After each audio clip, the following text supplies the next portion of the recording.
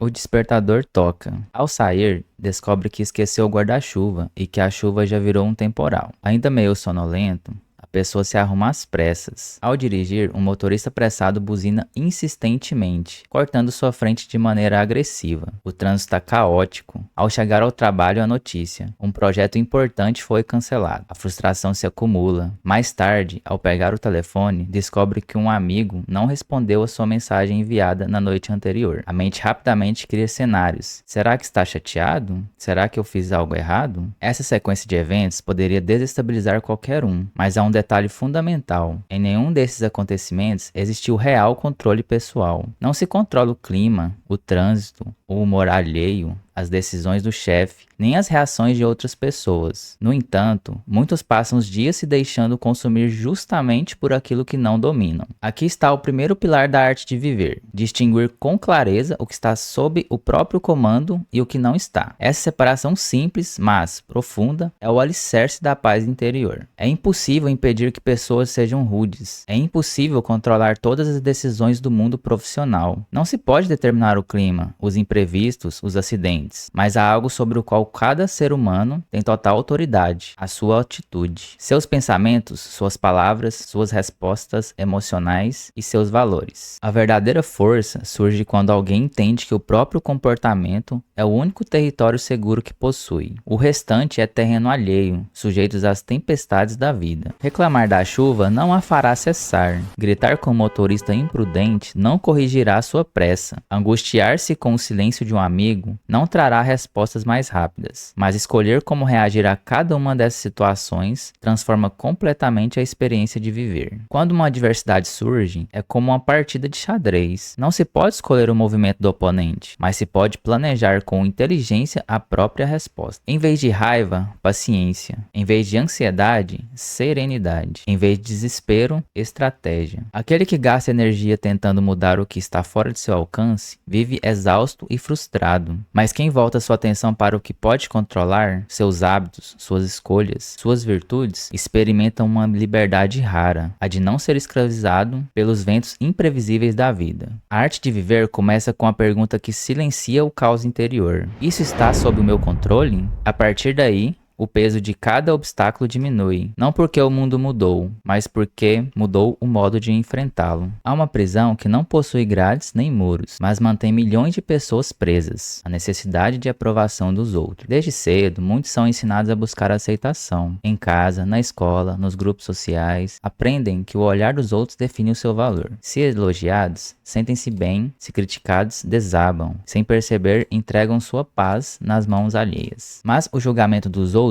é volúvel. Num dia, aplausos; no outro, desaprovação. Ninguém consegue controlar a mente de terceiro. E ainda assim, muitos vivem reféns de uma ilusão: a de que podem ou devem agradar a todos. O perigo disso é sutil, mas devastador. Quando alguém molda suas escolhas para agradar, deixa de ser dono da própria vida. Escolhe roupas, não pelo gosto pessoal, mas pelo que imaginam que será bem visto. Evita falar o que pensa, com medo de desagradar. Recusa oportunidades com receio das críticas. Vive um teatro e não a vida verdadeira. A ironia é que, mesmo tentando agradar, sempre haverá críticas. Sempre existirá alguém que não aprova, que discorda, que julga. A busca pela aceitação universal é uma estrada sem fim, um esforço que jamais se completa. Quem tenta ser amado por todos acaba traindo a si mesmo. A verdadeira liberdade nasce quando alguém compreende que a opinião alheia não define o seu valor, nem os elogios, nem as críticas. O que importa é a integridade diante da própria consciência. Agir com retidão, ainda que incompreendido. Isso não significa indiferença arrogante, mas independência serena. Significa ouvir críticas construtivas com sabedoria,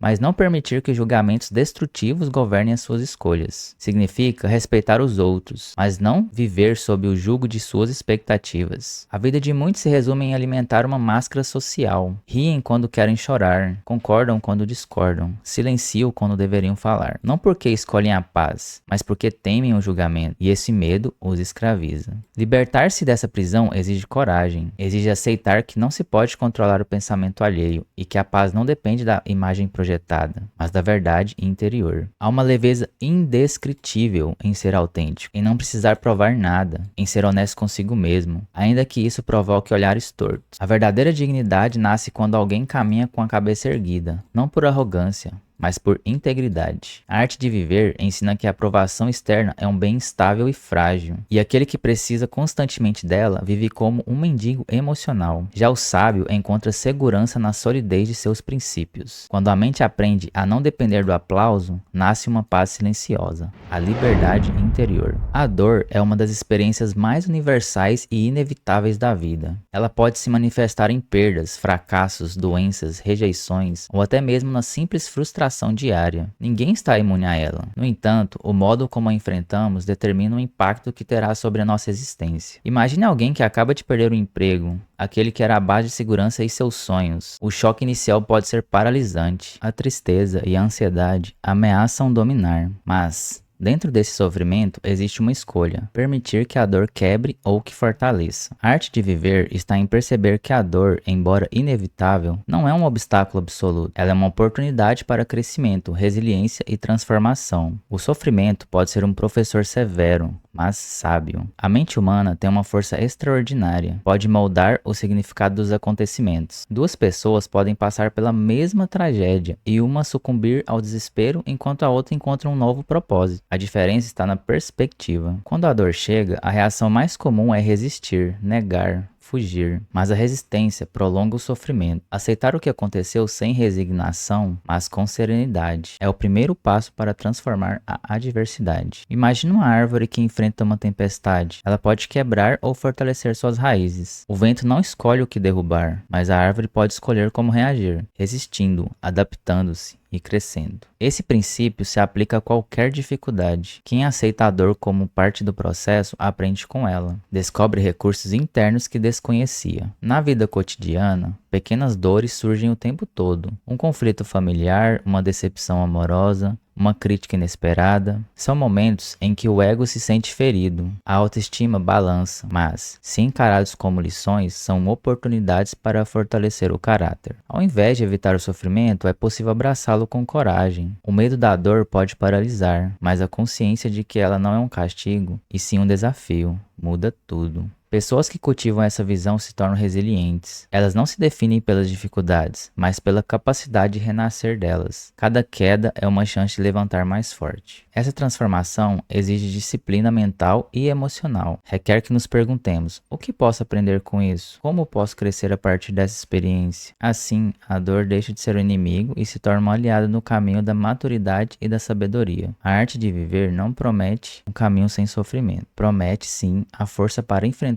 qualquer tormenta com dignidade. Quando a dor for inevitável, que venha a coragem para vê-la como um portal para a vida mais plena e profunda. Todos nós carregamos um diálogo constante em nossa mente. Pensamentos que surgem, se repetem, nos desafiam. Muitas vezes somos reféns desse turbilhão mental, presos em preocupações, medos, ansiedades que nos roubam a paz. Imagine uma pessoa que, diante de um problema no trabalho, começa a pensar: e se eu fracassar? E se eu perder meu emprego? E se as pessoas acharem que não sou capaz? Esses pensamentos se multiplicam, crescem como uma bola de neve e rapidamente paralisam a ação, aumentam o sofrimento. A arte de viver nos ensina que a mente precisa ser treinada como um músculo. Não basta esperar que pensamentos negativos desapareçam sozinhos. É preciso disciplina para observá-los, questioná-los e direcioná-los. A maioria das angústias não vem da realidade em si, mas da interpretação que damos a ela. Uma notícia ruim, uma crítica, um contratempo não são por si só motivo para desespero. O que gera sofrimento é o modo como a mente os processa. Quando conseguimos nos distanciar dos pensamentos automáticos, como se observássemos nuvens passando no céu, ganhamos um poder imenso. Não somos obrigados a acreditar em tudo que pensamos. Essa disciplina mental começa com a consciência plena, prestar atenção ao que se passa dentro de si, sem julgamentos imediatos. Ao perceber um pensamento destrutivo, é possível parar e refletir: esse pensamento me ajuda ou me atrapalha? Ele é verdade absoluta ou apenas uma hipótese? Ao desenvolver essa habilidade, transformamos o piloto automático em comando consciente. Pessoas disciplinadas mentalmente não negam as emoções ou problemas, mas escolhem não se deixar dominar por eles. Cultivam a serenidade em meio à tempestade. Um exemplo é a prática da respiração profunda diante do estresse, um simples ato que desacelera o corpo e a mente. abrindo espaço para escolhas mais racionais e menos impulsivas. Outra prática essencial é o cultivo de pensamentos virtuosos, gratidão, paciência, compaixão. Substituir o foco no que falta pelo reconhecimento do que há de positivo. A mente disciplinada cria um escudo contra o sofrimento desnecessário. A disciplina não elimina os problemas, mas muda radicalmente a experiência que temos deles. Ao contrário do que muitos pensam, não se trata de uma rigidez mental, mas de uma flexibilidade consciente, a capacidade de escolher onde focar a atenção, quando reagir e como interpretar. Quem treina a mente dessa forma descobre uma liberdade fundamental, a liberdade de decidir como quer viver, independentemente das circunstâncias externas. Essa é a essência da arte de viver, não ser refém dos pensamentos e emoções, mas ser seu mestre. Vivemos em um mundo acelerado, onde a mente salta constantemente entre o passado e o futuro. Recordações que trazem arrependimentos, preocupações sobre o que está ainda por vir, planos que nunca se concretizam. Tudo isso rouba a atenção do que está acontecendo agora. Imagine alguém que, ao jantar com a família, está distraído olhando o celular, pensando na reunião do dia seguinte, ou revivendo um desentendimento ocorrido semanas atrás. Nesse instante, perde o valor real do encontro, a presença das pessoas que ama, o sabor da comida, o som das risadas. A arte de viver ensina que o único momento verdadeiramente nosso é o agora. O passado já foi e o futuro ainda não chegou. O presente é o espaço onde a vida realmente acontece. Muitos perdem a chance de viver porque estão presos a lembranças que não podem mudar, ou a ansiedades que não podem controlar. A mente salta de um lado para o outro e a vida escapa entre os dedos. Aprender a habitar o presente é um exercício constante de atenção plena. É parar de correr atrás de um futuro idealizado e aceitar o que um instante oferece, com todas as suas imperfeições. Estar plenamente no presente significa perceber o que se sente, o que se pensa, o que se observa, sem julgamentos ou distrações. É um convite para sentir o ar entrando e saindo dos pulmões, para escutar o som das folhas ao vento, para saborear cada mordida, para enxergar o brilho no olhar de quem está ao lado. Essa prática simples, mas poderosa, abre portas para a tranquilidade e a gratidão. Quando estamos no presente, a mente se aquieta, a ansiedade diminui e o sofrimento provocado por expectativas desaparece. Além disso, o presente é o único momento onde podemos agir. A procrastinação, o arrependimento e o medo perdem força diante da clareza do agora. A arte de viver reconhece que o tempo não é o inimigo a ser vencido, mas um fluxo para ser vivido. Cultivar o poder do momento presente é cultivar a vida em sua essência, feita de pequenos instantes que, somados, definem toda a nossa existência. Quando alguém aprende a valorizar o agora, descobre que a felicidade não está em grandes acontecimentos futuros, mas nas pequenas coisas que passam despercebidas. O momento presente é, portanto, o solo fértil onde germina a verdadeira paz. Em meio a tantas batalhas externas, desafios, perdas, cobranças, existe um campo onde ninguém pode nos alcançar: liberdade interior. Essa liberdade não depende do ambiente, do dinheiro, da aprovação alheia ou das circunstâncias. Ela nasce da decisão consciente de governar a própria mente e emoções. Imagine um prisioneiro que, apesar das correntes e muros, mantém seu espírito livre, cultivando a esperança, a serenidade e a dignidade. Esse prisioneiro é mais poderoso do que aquele que está fisicamente livre, mas escravo do medo e da angústia. A verdadeira arte de viver é aprender a ser esse prisioneiro livre, a quem ninguém pode aprisionar. Ser livre interiormente é aceitar o que não se pode mudar e escolher o que se pode fazer diante disso. É recusar o papel de vítima e assumir a responsabilidade por suas próprias reações. É entender que a maior vitória não está na conquista do mundo,